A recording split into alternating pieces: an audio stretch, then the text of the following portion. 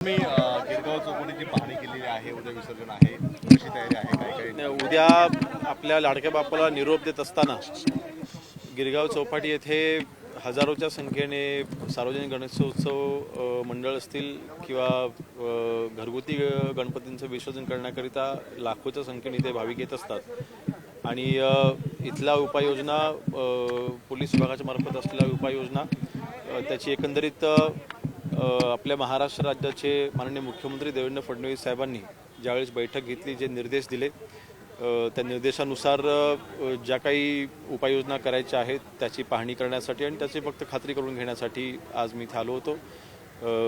DCP Garg यांनी मला या बाबतीत सगळं ब्रीफ केलेलं आहे आणि मुंबई पोलिसांच्या मार्फत इथे असलेल्या उपाययोजना त्याची माहिती घेण्याकरता आज आलो होतो आणि आपल्या मार्फत मी नक्कीच आश्वस्त करू इच्छितो की अतिशय उत्तम उपाययोजना आपण इथे केलेल्या आहेत. आपल्या सरकारच्या मार्फत इथे ज्या काही सुविधा आवश्यक होत्या, ज्या काही गेल्या वर्षीच्या त्रुटी होत्या त्या देखील आपण पूर्तता केलेल्या आहेत.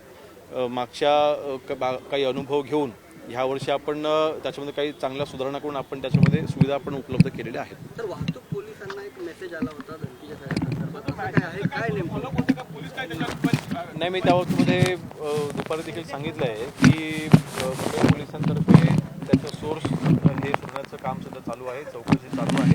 परंतु आपण कोणालाही घाबरून द्यायचं कारण नाही. आपण सर्व सुरक्षित आहोत.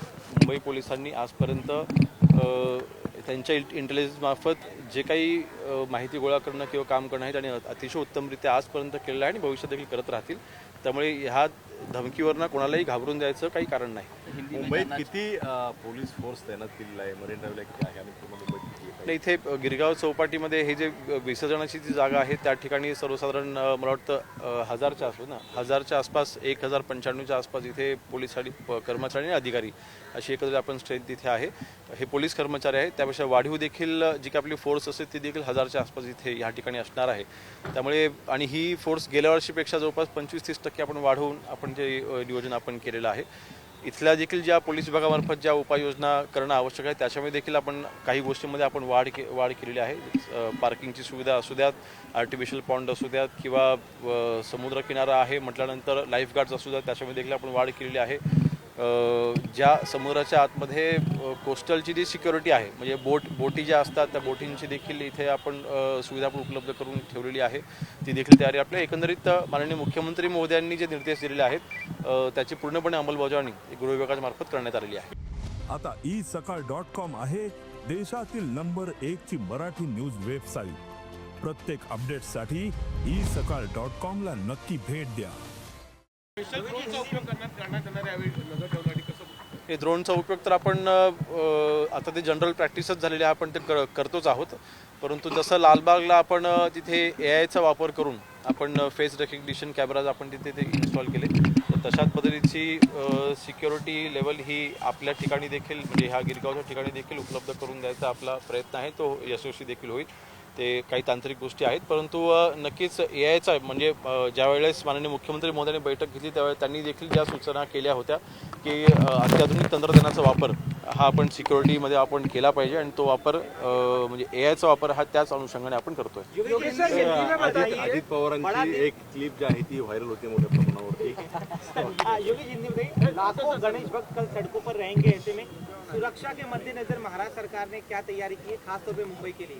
ये देखिए, गणेशोत्सव शुरू होने के पहले माननीय मुख्यमंत्री देवेंद्र फडणवीस जी ने जो निर्देश दिए थे बैठक लेके, उस बैठक के माध्यम से पहला उनका जो इंस्ट्रक्शन था जो बहुत ही इम्पोर्टेंट था कि अच्छी टेक्नोलॉजी का यूज़ करना. बेसिकली लालबाग में हमने जो AI टेक्नोलॉजी का जो हमने यूज़ किया है वो यूज़ हम गिरगांव में भी करने की कोशिश हम कर रहे हैं. और बिल्कुल सिक्योरिटी फोर्स मतलब सिर्फ मैन पावर पे डिपेंड न रह के जो भी अपनी एडवांस टेक्नोलॉजी है उसका भी यूज़ किया जाए. जो कैमराज है वो कैमराज का AI का इंटीग्रेशन करना वो भी हम ज़रूर यहाँ पे कोशिश कर रहे हैं. लेकिन बिल्कुल सिक्योरिटी मेजर्स तो हमेशा से मुंबई पुलिस ने लिए ही है. और पिछले साल में जो भी कमतरताएं थी उसमें से सीख लेके इस साल में हमने वो फुलफिल की है। जो भी रिक्वायरमेंट पिछले साल में समझो कुछ कम पड़ी थी तो उसमें भी हमने कुछ रिक्वायरमेंट बढ़ाई है, मतलब जहाँ पे जो फैसिलिटीज़ है वो हमने बढ़ाई है। बैंक फोर्स भी हमने थोड़ा बहुत यहाँ पे मेरे ख्याल से 25 to 30% बढ़ाया है।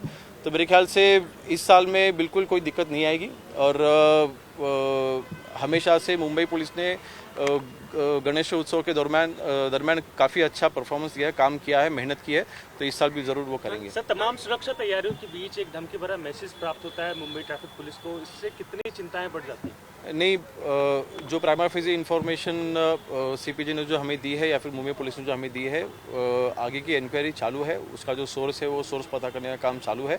लेकिन बिल्कुल कोई डरने की बात नहीं है। मुंबईकर सुरक्षित है। मुंबई की पुलिस का जो इंटेलिजेंस है वो वर्ल्ड में सबसे बेस्ट है। तो मेरे ख्याल से इस एक धमकी की वजह से या फिर जो मैसेज है वो मैसेज की वजह से कहीं भी पैनिक होने की जरूरत नहीं, इंक्वायरी अभी चालू है। कल जब लाखों भक्त सड़कों पर रहेंगे, ऐसे में जो महिला भक्त है उनकी सुरक्षा भी प्राथमिकता हर बार होती है, इस बार क्या खास एहतियात बरता जाएगा ताकि महिला भक्तों को कोई तकलीफ न हो? नहीं, उसमें बिल्कुल महिलाओं के लिए महिलाओं की सुरक्षा ये हमारे लिए टॉप प्रायोरिटी बिल्कुल है। और देखिए, आज तक कभी गिरगांव हो या फिर मुंबई हो, लाखों की तादाद में जब भाविक सब एकत्र एक साथ में आते हैं तो कभी भी महिलाओं के साथ में कभी छेड़छाड़ की कोई हमने आज तक इंसिडेंट देखे नहीं है। मेरा विश्वास है इस साल भी ऐसा कुछ होगा नहीं। फिर भी प्रिकॉशंस लेने ज़रूरी है, तो वो प्रिकॉशंस हम ले रहे हैं। जो भी फीमेल फोर्स की जो आवश्यकता है वो आवश्यकता के अनुसार हमने लगाई है। मुंबई हमेशा ही आतंकियों के निशाने पर रहती है, कल जब इतनी बड़ी भीड़ रहेगी तो उसके नजर टेरर पॉइंट ऑफ व्यू क्या खास प्रिकॉशन? जो भी मेजर्स लेने ज़रूरी है वो सब मेजर्स हमने लिए हैं। बिल्कुल कुछ चीज़ें हम पब्लिकली नहीं बता सकते, लेकिन जो मेजर्स लेने ज़रूरी है वो मेजर्स हमने लिए हैं। और ऑनरेबल सीएम सर ने भी जो इंस्ट्रक्शन दिए वो हम फॉलो कर रहे हैं। Thank you. देश विदेशातील प्रत्येक घडामोडींचे लाईव्ह अपडेट मिळवण्यासाठी आता साम टीव्हीच्या सर्व सोशल मीडिया प्लॅटफॉर्मला लाईक, फॉलो आणि सबस्क्राईब करा। तसंच सर्व नोटिफिकेशनसाठी बेल आयकॉन प्रेस करायला विसरू नका।